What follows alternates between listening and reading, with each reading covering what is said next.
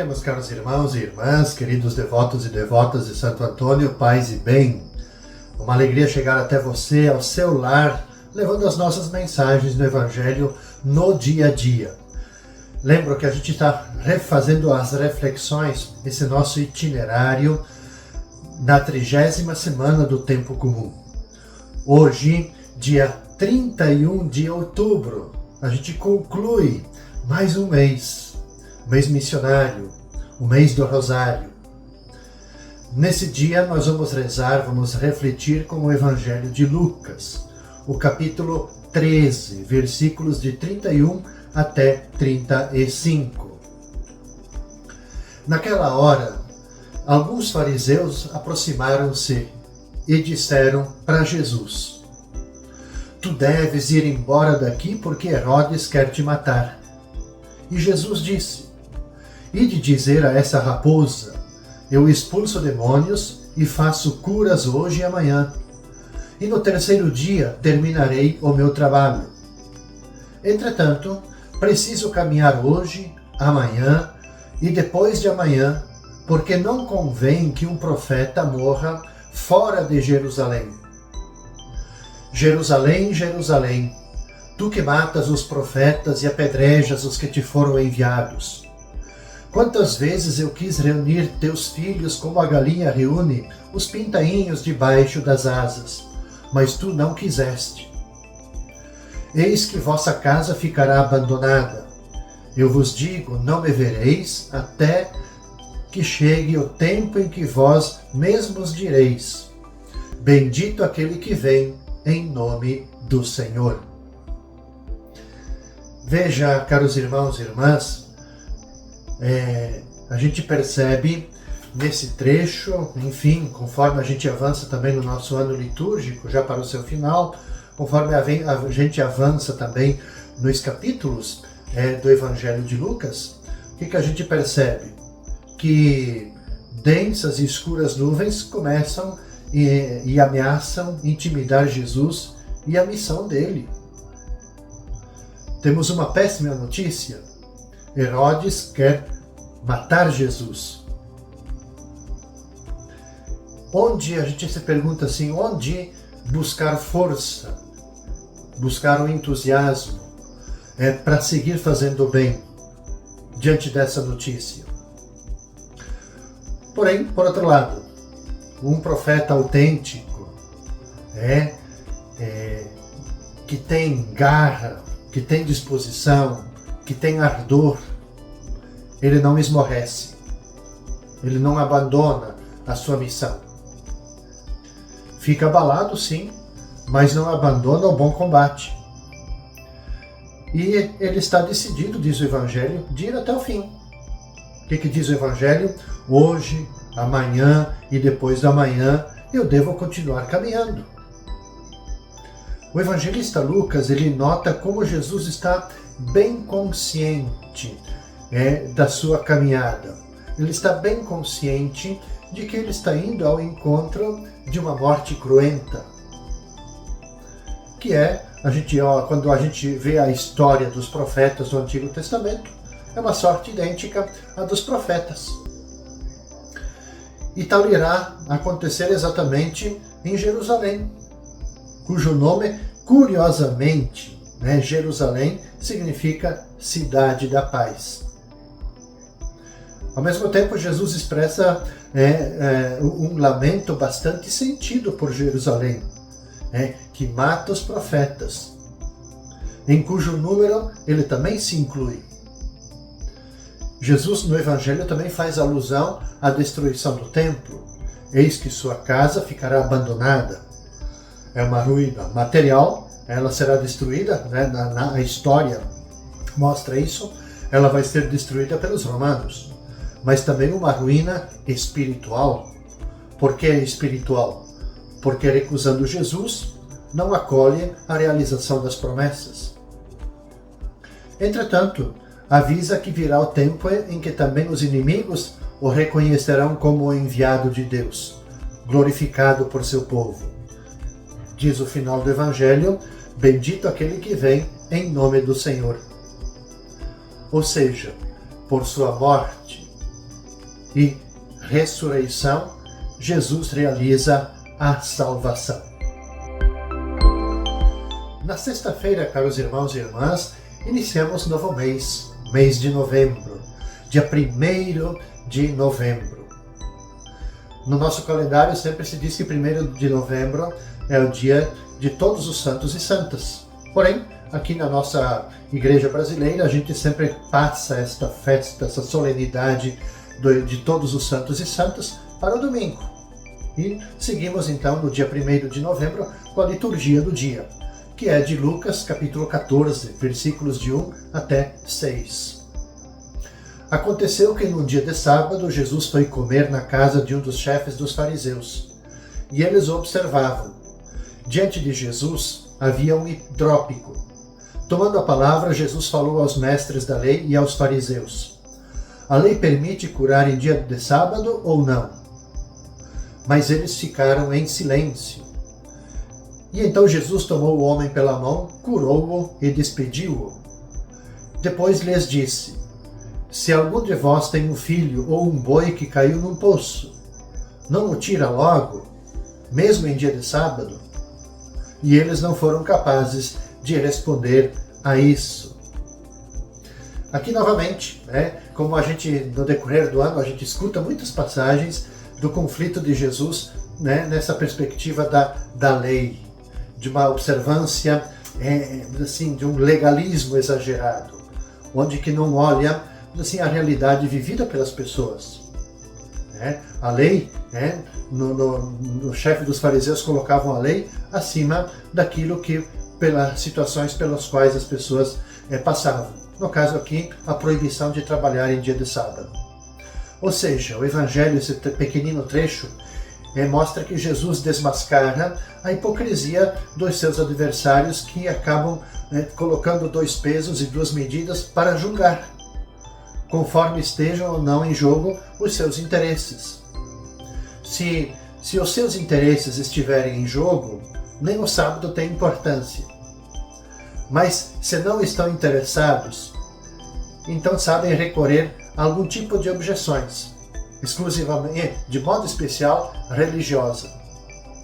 Então podemos facilmente ver-nos aqui nesse trecho retratados também, quando nós também, na nossa vida pessoal, é bom a gente se examinar à luz desse trecho do Evangelho. Quando nós estamos interessados numa coisa, a gente move tudo e todos para alcançar, e buscar esse objetivo, realizar esse objetivo, não é assim? Mas se nos pedem algo de que nós não queremos dar ou fazer, nós encontramos 1001 argumentos para justificar. Não é assim? Pois os chefes dos fariseus também viviam essa hipocrisia. E coerente com a sua missão de libertar as pessoas, Jesus então mais uma vez vai causar um certo transtorno. Desta vez na casa de um chefe dos fariseus. Então, apegados à letra da lei, eles colocam a observância do sábado acima de qualquer outro mandamento. Eles não conseguiam entender que a cura de um ser humano é um jeito, é uma maneira de glorificar o Deus da vida. Decididos a manter a sua posição fixa, permaneceram calados e confusos diante da pergunta do mestre: é permitido curar no sábado ou não é permitido? A hidropisia, ou então é mais conhecido por acúmulo de líquidos no corpo, claro, é uma linguagem simbólica, mas que é, no fundo, a figura do povo, que está, de certa maneira, o povo inchado pelos ensinamentos dos fariseus, também estes inchados pelo orgulho pretensioso e hipócrita de serem perfeitos. O inchaço, que é colocado, o fardo, o peso sobre as vidas das pessoas, é um excesso de legalismo. Então Jesus, com a implantação do reino de Deus, ele mostra que a sua missão é devolver ao ser humano a dignidade que lhe é devida. Eu sempre gosto de usar aquela imagem da missão de Jesus. Quando Jesus cura alguém, ressuscita alguém, o que Jesus faz? Jesus levanta essa pessoa. uma simbologia muito bonita, porque é só a pessoa estando de pé, devolvendo para ela a sua dignidade, sua liberdade, que ela poderá continuar o seu caminho, né? Viver a sua vida. Então a missão de Jesus, no caso aqui também de curar o hidrópico, é isso, é levantar, é devolver a liberdade e a dignidade para o ser humano, para as pessoas. Então é isso que faz, é isso que, assim, no fundo é a grande missão de Jesus, devolver para o ser humano a dignidade que é devida para ele. E no sábado, meus caros irmãos e irmãs, dia 2 de novembro, a gente celebra todos os fiéis defuntos. Para isso, para bem celebrarmos esse dia, nós vamos rezar e meditar com o evangelista Mateus, o capítulo 25, versículos de 31 a 46. Disse Jesus aos seus discípulos: quando o Filho do Homem vier em sua glória, acompanhado de todos os anjos, então se assentará em seu trono glorioso.